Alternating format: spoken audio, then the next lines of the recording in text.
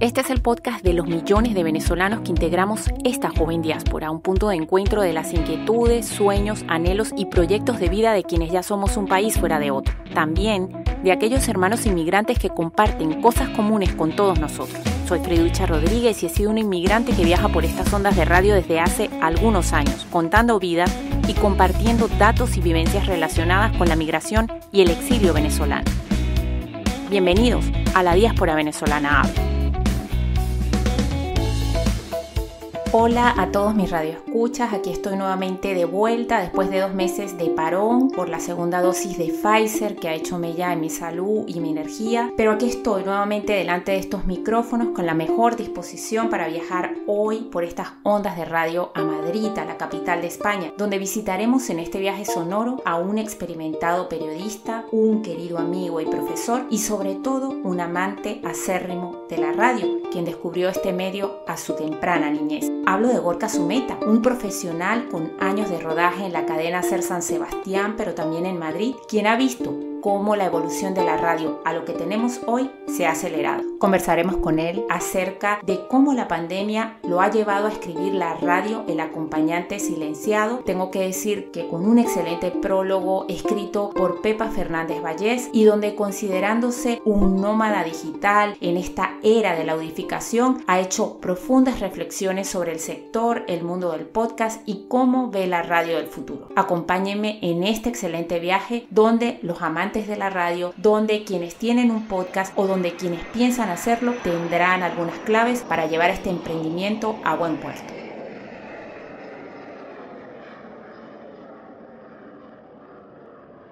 Para nosotros es un verdadero placer tener a Gorka Zumeta, un gran periodista, licenciado en Ciencias de la Información por la Universidad de Navarra, con muchísimos años de vinculación con la cadena SER aquí en San Sebastián y luego en Radio Madrid, y con quien conversaremos del futuro de la radio, del mercado en auge del podcast y de su libro La radio, el acompañante silenciado. Ahora sí, Gorka, bienvenido a La Diáspora Venezolana Habla. Muchísimas gracias por la invitación, Ana, de verdad. Primero que nada, quería preguntarte cómo estás. ¿Ya te han vacunado? Sí, ya con las 2 pautas. Yo soy de Pfizer y no he tenido ningún tipo de problema. Estoy esperando ahora unos días para tener la máxima inmunidad. Así que feliz de ver un poco la luz al final del túnel. Así es, enhorabuena. Esta pandemia ha cambiado de alguna manera las dinámicas de todos nosotros. A mí, por ejemplo, me ha dado por hacer yoga, por darle una vuelta a este programa de radio, pero en tu caso aprovechaste para escribir este libro que, aunque no se ve, lo tengo en las manos y se llama La radio, el acompañante silenciado. Tengo que decir que con un excelente prólogo de Pepa Fernández Vallés, y lo primero que quería preguntarte, Gorka, era ¿cómo fue ese primer contacto que tuviste con la radio?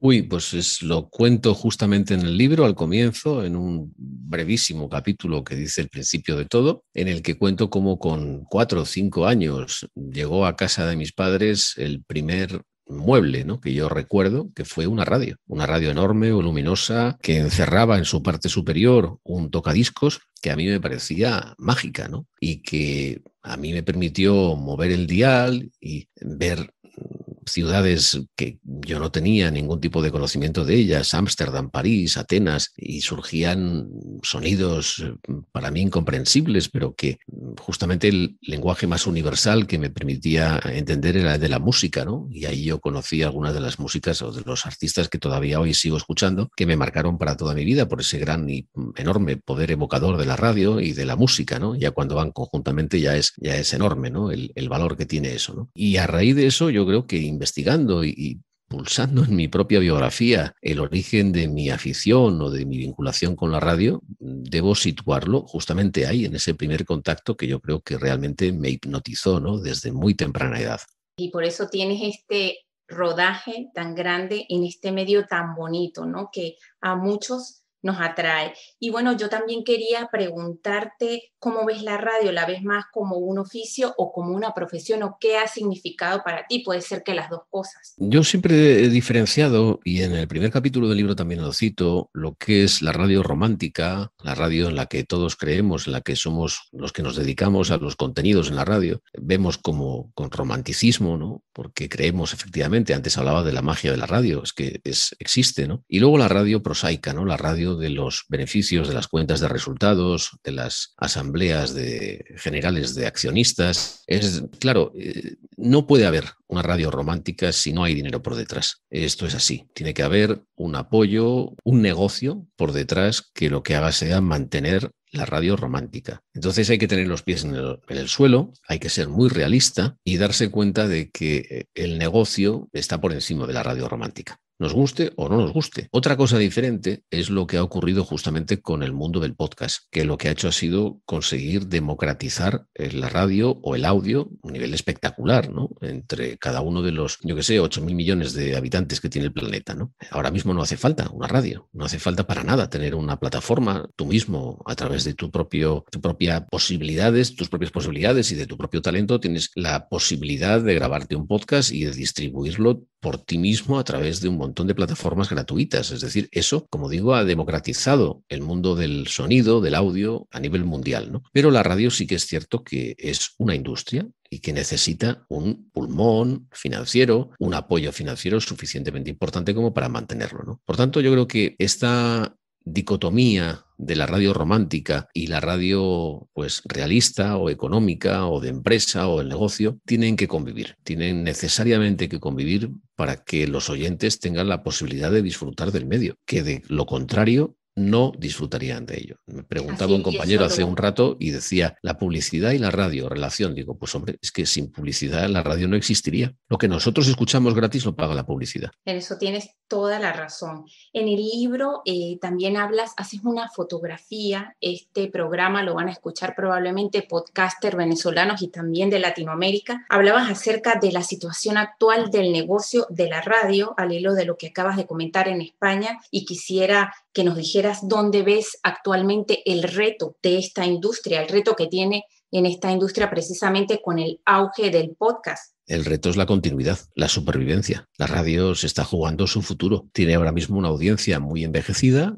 está perdiendo en cada estudio general de medios más oyentes. Hace nada tenía 25 millones y ahora está en 23 millones. 23 millones de oyentes diarios de lunes a viernes siguen siendo muchos millones de oyentes. Cuidado, la industria, el sector está muy bien, pero es que esas pérdidas acumuladas de más de 2 millones que se están ya acusando y que la tendencia marca un descenso a la baja, pues el medio debería estar preocupado, ¿no? Justamente con eso, ¿no? Y por eso te digo, sí, que la situación es una situación bastante complicada. Por tanto, lo que se juega en la radio es la supervivencia del medio. Otra cosa de las que hablas en el libro es precisamente un punto que para mí es fundamental, y es que otro de los retos, digamos, que tiene la industria es que de alguna manera hay que recuperar esa audiencia que se descuidó, y hablamos de los jóvenes, una audiencia que se descuidó hace mucho tiempo, que en parte robó medios como la televisión, y que la radio se dejó arrebatar. Y ahora mismo, pues en plena pandemia hemos visto cómo la radio era un medio que mantenía,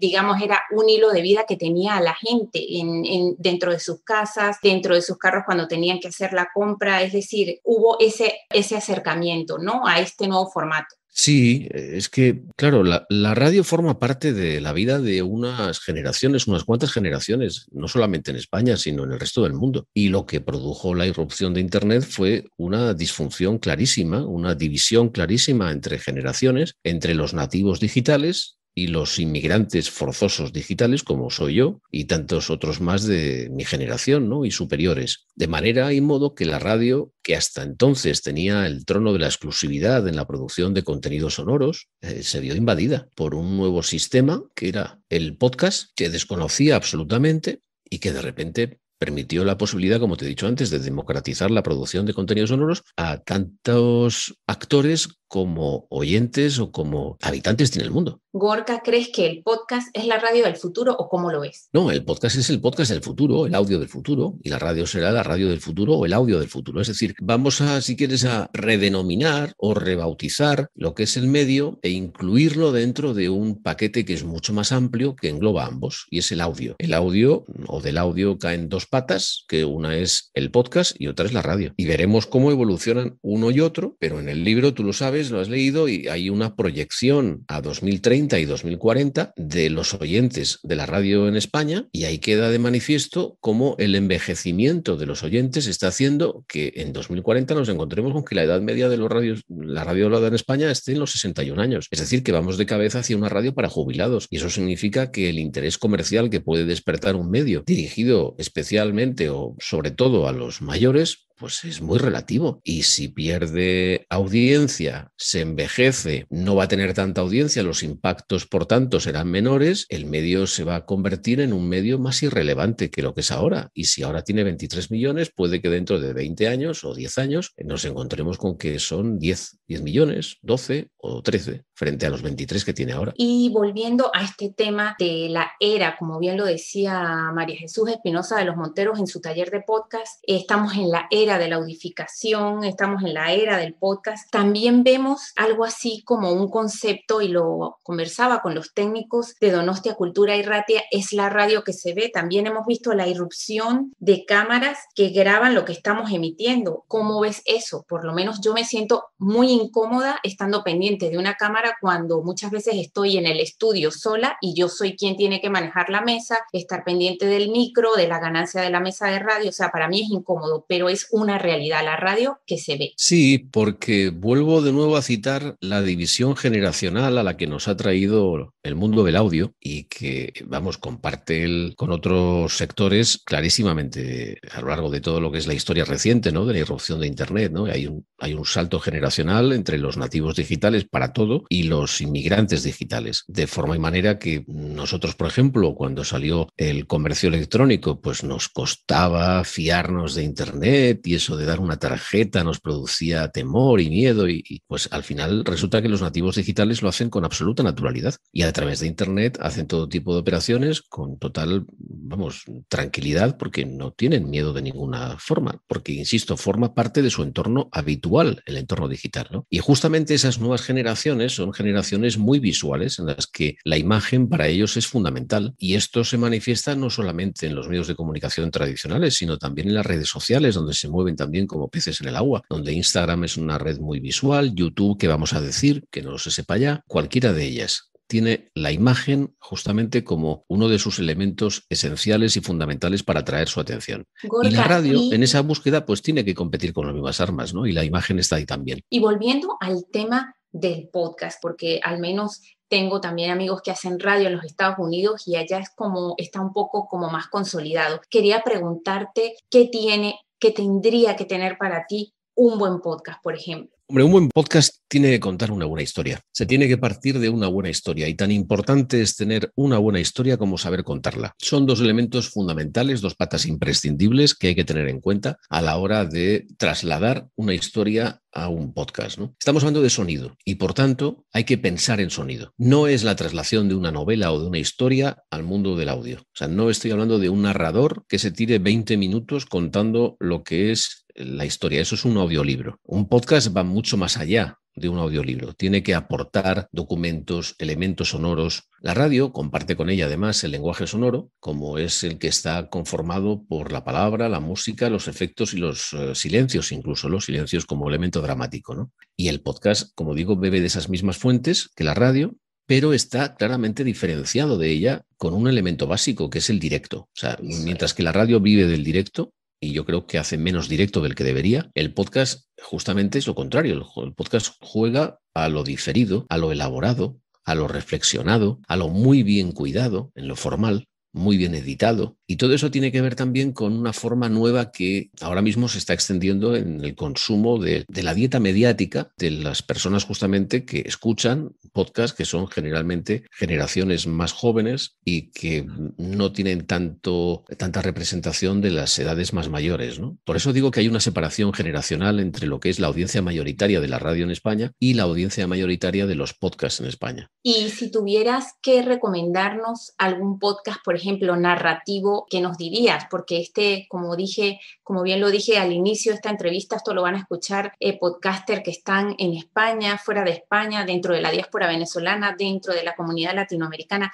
¿Cuál sería tu recomendación o cuáles son los podcasts dentro de España que te llaman la atención, bien sea por su tratamiento narrativo, por sus efectos sonoros, etcétera? Hay uno que tú además conoces muy bien, hemos hablado de él justamente antes de empezar esta entrevista, que es Ex-Rey, el podcast de Spotify, dirigido por Álvaro de Cózar y producido por Tony Garrido, que me parece una maravilla de concepción del podcast, pero que refleja, lógicamente, el presupuesto con que ha contado y los medios con que ha contado para hacer una entrega en prácticamente 10 capítulos en los que se ha hecho incluso se ha conseguido un hito tecnológico como es digitalizar la voz de Francisco Franco, ¿no? Del general dictador que estableció la dictadura en España durante 40 años, ¿no? Ese podcast me parece que es un reflejo clarísimo de lo que tiene o puede hacer, de las potencialidades del podcast, ¿no? A partir de una historia que tiene sin duda mucho interés y que siempre lo ha tenido para los españoles, como es la propia biografía del anterior rey, el jefe de Estado, el rey Juan Carlos I de Borbón, se teje un podcast, una historia, un cuento. El podcast no deja de ser el heredero de la tradición oral, no nos olvidemos de esto, ¿no? De cuando se contaban historias, los juglares, en la Edad Media y cómo se conseguía atraer la atención del público. Eso mismo ahora está trasladado al podcast justamente, ¿no? Y esa historia, como te digo, está contada pues muy bien, ¿no? Las cloacas del Estado, justamente también de Álvaro de Cózar. Es decir, la historia tiene que ser muy potente y tiene que estar muy bien contada. Y a partir de ahí tiene que contar con los elementos sonoros que comparte con la radio, muy bien distribuidos, muy bien editados y muy bien medidos, ¿no? Gorka, ¿y cómo ves el futuro del podcast? Porque si bien es cierto, este es un mercado relativamente nuevo en España, como dije anteriormente, pues en Estados Unidos está como un poco más consolidado. ¿Podremos llegar a ese punto de vivir, de hacer podcast? Claro, por ejemplo, en el caso de Podium Podcast, como bien lo dijiste, manejan una cantidad de recursos económicos, de recursos técnicos, pero no es la realidad, por ejemplo, de alguien como yo que hace un podcast de manera altruista. Bueno, tengo mis medios de alguna manera limitados, pero que no son los medios que, por ejemplo, pudiera tener Podium Podcast. ¿Se podría vivir de esto en el futuro? No es que vamos, no lo pongas en condicionales, que ya hay gente que vive de ello. O sea, hay gente que ha dejado su trabajo anterior y se ha dedicado ya exclusivamente a vivir del podcast. No hay muchos, pero hay unos cuantos. Eso significa que, por ejemplo, quien hace el podcast Días Extraños o quien hace un podcast dedicado al mundo del deporte, como es Pepe González, creo que es, pues han dejado, como te digo, sus trabajos y se dedican a un podcast que se escucha por suscripción y que solamente tienen acceso a él quienes pagan dinero mediante esa suscripción. Y esto está aumentando y cada vez hay más gente que efectivamente está haciendo. Y se ha creado un nuevo modelo también, un nuevo modelo para la venta, ¿no?, de los podcasts a grandes plataformas. Spotify está comprando programas, Audible está comprando, Podimo está comprando programas. Por tanto, se abre un nuevo mercado. Ahí hay más posibilidades para colocar tus productos como si fueran, y como ha funcionado siempre en televisión, las productoras de televisión que hacen programas y los venden a las televisiones. Pues lo mismo ahora mismo está ocurriendo con los podcasts. Por tanto, se están abriendo muchas posibilidades y se están abriendo nuevos caminos para justamente poder vivir, como dices tú, del podcast. Y finalmente, para cerrar un poco esta entrevista, como lo hemos repetido ya 3 veces en esta conversación, ¿qué luces arrojarías tú a aquellas personas que están dando los primeros pasos en podcast y quisieran dedicarse a esto? Porque mucha gente, muchos latinoamericanos me han preguntado, pero ¿cómo llega uno a ese punto de que la gente se enganche con ese podcast a través, no sé, de la historia, a través de cómo se hace el tratamiento técnico del sonido? ¿Cuál es tu opinión? Como te he dicho antes, básicamente, y claro, y sin meternos en lo que son ya el análisis de podcasts muy concretos, con nombres y apellidos, el podcast es el heredero de la tradición oral. Entonces, cuando en la Edad Media los juglares contaban historias, tenían que tener historias potentes, tenían que saber venderlas y saber contarlas. Justamente es eso lo que te ofrece el podcast y también te exige el podcast. Hay podcasts muy sencillos que no tienen ninguna producción, como por ejemplo los podcasts conversacionales, ¿no? Lo que tú digas, por ejemplo, de Alex Fidalgo es un extraordinario ejemplo de un podcast que no deja de ser una charleta entre 2 personas que resulta enormemente interesante, pero hasta el punto de que son podcasts que duran 2 y 3 horas, que se escuchan, no voy a decir del tirón, yo no lo he hecho, pero por ejemplo, viajando a lo mejor tienes más tiempo para escucharlo del tirón, pero que resultan enormemente interesantes y atractivos y realmente te enganchan. Entonces, desde ese podcast conversacional en el que alguien pregunta y alguien responde, como este que estamos haciendo ahora, por ejemplo, nosotros, Ana, hasta el podcast más complicado, como puede ser el de X-Ray que hemos dicho anteriormente, o ficciones sonoras, no nos olvidemos también de la parte de ficción que ha recuperado el podcast de un género que la radio dejó perder. Las posibilidades son enormes. O sea, el podcast también ha recuperado un género que había perdido la radio, que es el documental, ¿no? El dedicar en profundidad un tema, dedicarle una hora, por ejemplo, de radio para investigar, para profundizar en él con todos los puntos de vista, todos los testimonios relacionados de relevancia, lógicamente, relacionados con el tema, bien expuestos y bien armados, ¿no? Como he dicho antes, ¿no? Y eso tiene que tener, lógicamente, pues unas narrativas que han cambiado respecto de lo que hasta ahora ha sido la radio. Han cambiado, han evolucionado. Ya no se cuentan las historias como se contaban antes. Se cuentan con más naturalidad, se cuentan con más distancia para que sea el oyente el que establece las conclusiones y no es el narrador o es quien va contando la historia el que establece su juicio o su prejuicio. Y todo eso, como te digo, nos está cambiando mucho. Y por eso hay tanto interés ahora mismo en talleres como los que tú has hecho, dedicados al podcast para ir produciendo, ir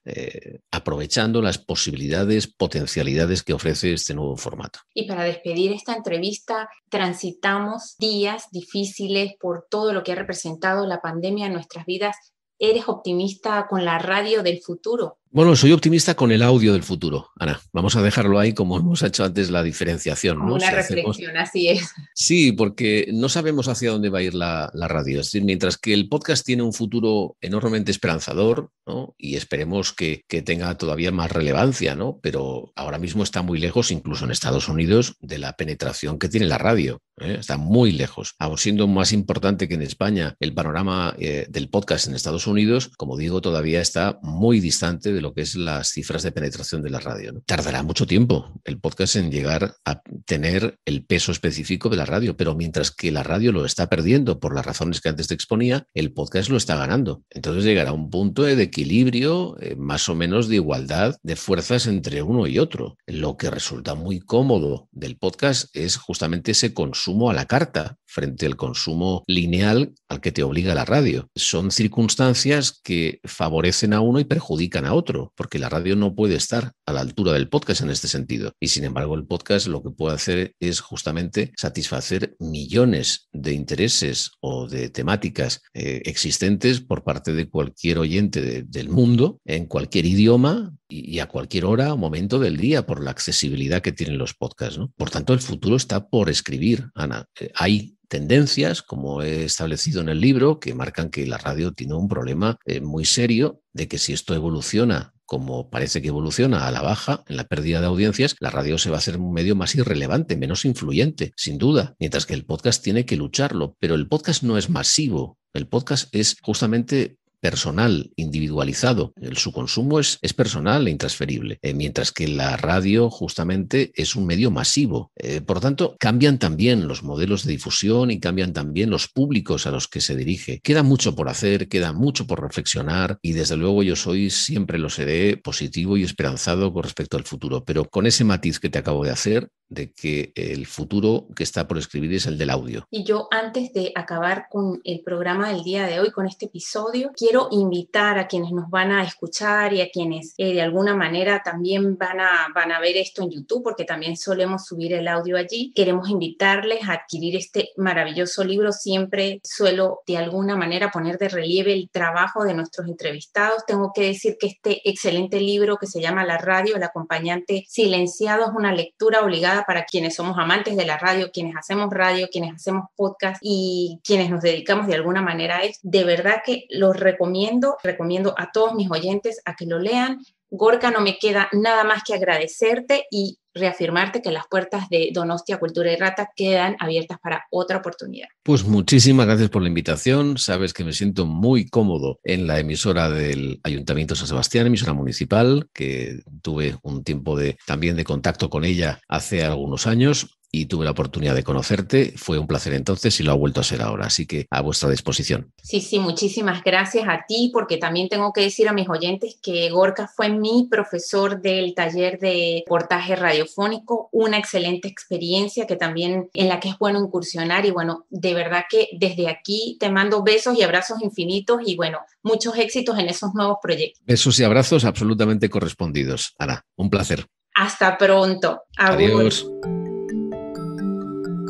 Suscríbete y comparte este episodio e intercambiemos experiencias en torno a este tema. Soy Freducha Rodríguez y en Instagram me encuentras como tal, pero en las demás redes como La Diáspora Venezolana Habla.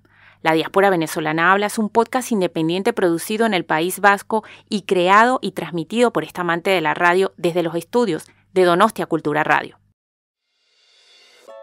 Y en el próximo episodio viajaremos por estas ondas de radio hasta el pueblo de Siquisique en Barquisimeto, Estado Lara, un lugar conocido por todos los venezolanos como la capital musical de Venezuela. Y lo haremos para conversar sobre morfina y café, una extraña mezcla, pero una bonita ópera prima de las manos de Zulay Llanes. Un libro, según su propia autora, que pretende ser un bálsamo a través del cual el lector pueda viajar a su interior y remodele sus cimientos para motivarse e impulsarse hacia lo que desea lograr.